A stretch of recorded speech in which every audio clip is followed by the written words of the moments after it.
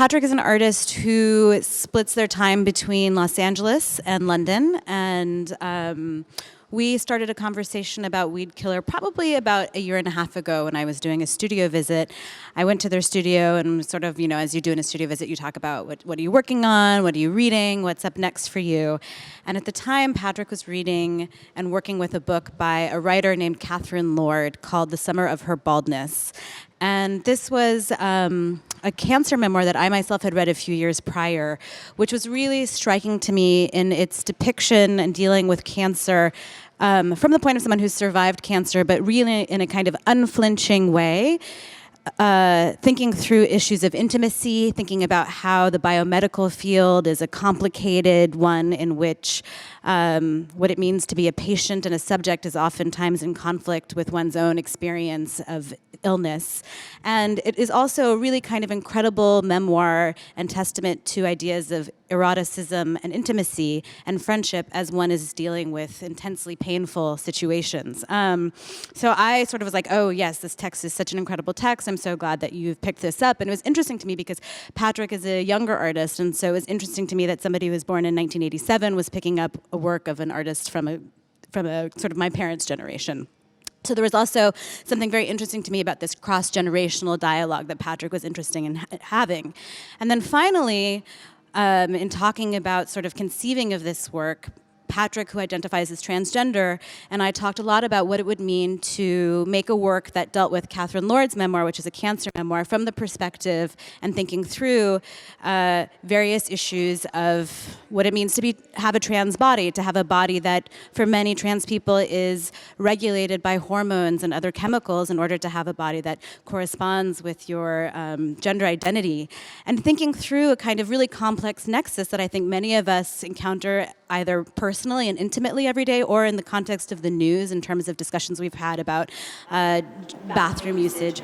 Really sort of what are different ways in which we can articulate both the needs for trans rights in our country and broadly, but also what it means to have a kind of daily experience in having a trans body. And I thought that Patrick was dealing with these questions in very complex ways. And so we invited Patrick to do a new commission for MOCA, and that's the work that we've just seen. So that was 17 minutes long. It's a video installation.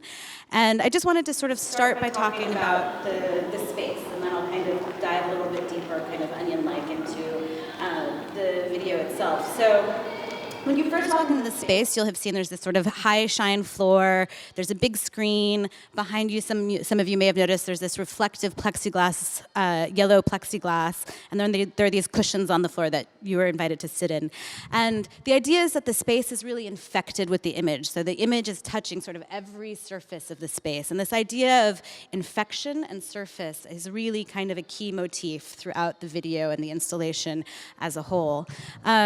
Weedkiller, the title of this installation, is taken from that passage that we heard the actress say when she says that basically chemotherapy drugs are like mainlining Weedkiller. And there's this motif throughout the video installation about kind of what it means to, and there's a part when she says, penetrate the envelope of your skin. And there's this real focus on ideas of surfaces and ingestion and excretion, and this kind of very fine, permeable line that is our skin and the boundaries of our bodies, which for I think a lot of trans people or people who are not even necessarily trans identified is a complex surface that we're all negotiating in different ways every day. This idea of how we kind of represent the unrepresentable, what's invisible. So, I mean, I think when you read cancer memoirs, a lot of times what comes up is this idea that, you know you're in trouble not because you see the cancer or you feel the cancer, but because there's a piece of paper, or there's a doctor, or there's the expression of a loved one's face when you receive your diagnosis. That cancer is a disease that has a really complex relationship to what's visible and what's invisible. Likewise, chemotherapy and radiation, the effects are devastating, but also there's this kind of experience of an inaccessibility, of a kind of visibility to your disease. And that is in part why Patrick wanted to use the thermal camera. So large passages of this work are filmed with thermal cameras. Thermal cameras are actually used in medicine for diagnostic purposes, and they're used for architectural purposes to, for example, to identify areas where there's a draft or there's sort of excess heat. And so it was this kind of perfect tool, and it was the first time that Patrick has worked with infrared, with thermal imagery, to kind of have a technology that allows us to see the body not as we see it with our eyes, but how we experience as zones of temperature, as areas of heat or of coolness. And it's also a way to render our bodies strange. I mean, it's, I've seen this video now many times, and it's always fascinating to me, those moments where, someone exhales and just that area where the air has come out of their nose becomes a slightly shifted color, or the ways in which there's a scene where Patrick is dancing and, and you notice that their calves are kind of a different color, and we don't think of our calves as being a different color from the rest of our body, but the way in which we are constituted as beings is actually much more complicated than sort of what we experience just day to day. Me looking at Nick here with the camera being like, oh, Nick is basically just only a couple different colors, that it's we're much more complicated kind of constellations of temperatures and nerves and sensations. So that's the thermal imagery. Then there's the beautiful scene. So when we first came in, first we saw Deborah, the actress, who, I should mention, all of the performers in Weedkiller are transgender. So Deborah, the actress, who some of you may recognize, she had a very short cameo on the show Transparent, which is how Patrick actually first became familiar with her as an actress. So she's sort of rendering this text from Catherine Lord's memoir.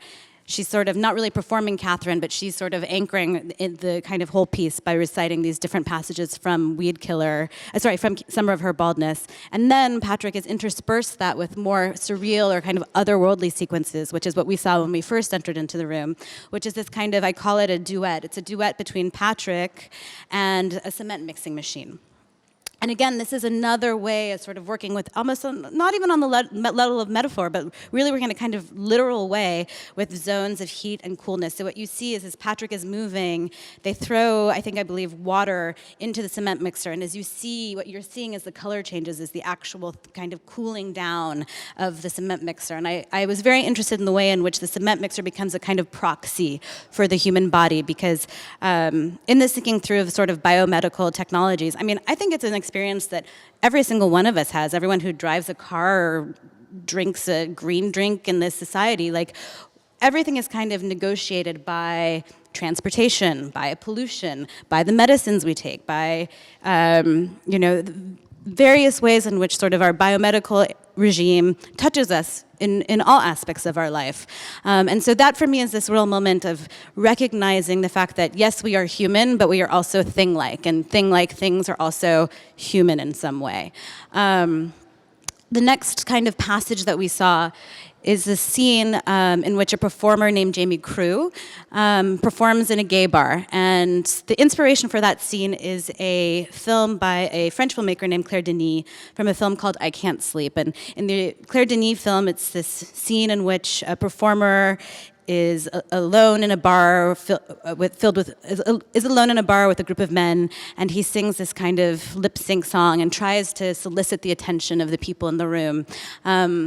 To no avail. And so this is Patrick's recasting of that scene, much in the same way that Patrick is also recasting Catherine Lord's text. So there are these kind of cross-generational recastings, which I think is, again, another way to think through, for example, different forms of kinship. I think Patrick feels a real kind of kinship with Catherine Lord's text, as well as I think Patrick feels a kind of kinship with the Claire Denis film.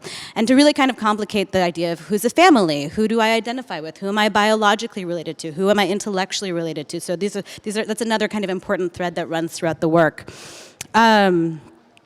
And what you see is Jamie is wearing this kind of fishnet dress, and there's this part where Deborah, reciting Catherine Lord's text, talks about how some of us, basically get to wear finely woven mesh that protects us, while others have just, very delicate skin. And I think there's this way of, completely fragile skin. And I think there's a way in which every detail in that bar scene can read as a kind of metaphor for different experiences of illness, of pain, and really actually of injury and of longing. Because what we see in that scene is, Jamie's performing this kind of lip sync song to this song that's, saying, to be in love with you is everything. To be in love with you is everything. But everyone in the bar is sort of completely disregarding her. And there's this kind of failure to connect and a failure to communicate at the same time that she's trying to intoxicate people with this song.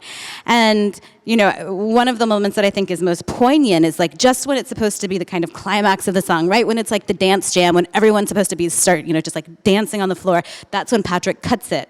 And I think there's a way in which throughout Weedkiller, there's this kind of pushing against or refusal of pleasure, even though there are all these kinds of very pleasurable aspects to the video. So, you know, there's the kind of richness of the color of the thermal imagery, but we never are actually kind of given any kind of comfortable sense of, you know, what is a body or how is this thermal imagery being used, in the same way that the scene in the bar doesn't kind of have like a climactic conclusion. And the way in which finally in Deborah's monologue, which was sort of the last part that we saw, which is actually the first part of the video, you know, it resolves itself on this ambiguous note. Like, how do you deal with the fact that you're dealing with this traumatic experience? How are you dealing with your experience of cancer or of illness? And the answer that's offered is, you know, you go out there and weed. And of course, the paradox of that is, you know, and the title of the work is Weedkiller. The idea of, you know, you go out to weed and it's supposed to be a healing act. It's supposed to be, in some ways, something that's supposed to be reparative. But what do you do when you're weeding? You're using Weedkiller. You're using the very substance that poisons you. And so there's this kind of tension between substances that are nurturing and substances that are deadly or toxic that I think runs throughout this work, which touches upon the kind of complex negotiation around ideas of medicine that is very much part of how Patrick first approached this work. So what else do I have to say about that? I think that's it. I'm trying to think if there's any sort of like behind the scene kind of elements. One thing I wanted to talk about is there's many of these kind of little, very short kind of micro scenes that you see. And those, again, are these kind of, again, metaphors for illness or for bodies. So you see a chain, you see these chains, and the chains really can be both the kind of, you know, the chains that bind us, but they're also, for Patrick, like DNA chains. And there's also something erotic about these chains. There's this kind of sadomasochistic pleasure suggestion in the chains. There's also sites of a borax mine, borax, of course, being very toxic and used in Weedkiller. So even, you know, in these sort of like micro moments that you just try to get, or sometimes they stick in your eye almost on a subconscious level, there's a way in which the work as a whole, I think, tries to ask us to experience the video in ways that are both very bodily, but also continue to work kind of as an after image. And hopefully it will stay with you long after that viewing that we just had. So I'd like to take some questions, but before I take questions, I do just want to mention that at 7 o'clock, the anthropologist S. Lachlan Jane will be giving a lecture just right downstairs, and Professor Jane has written a book called Malignant: How Cancer Becomes Us, which was very influential for Patrick as Patrick was working on Weedkiller. So please do stay for that, and if you have questions, I'm here to take those. Thank you.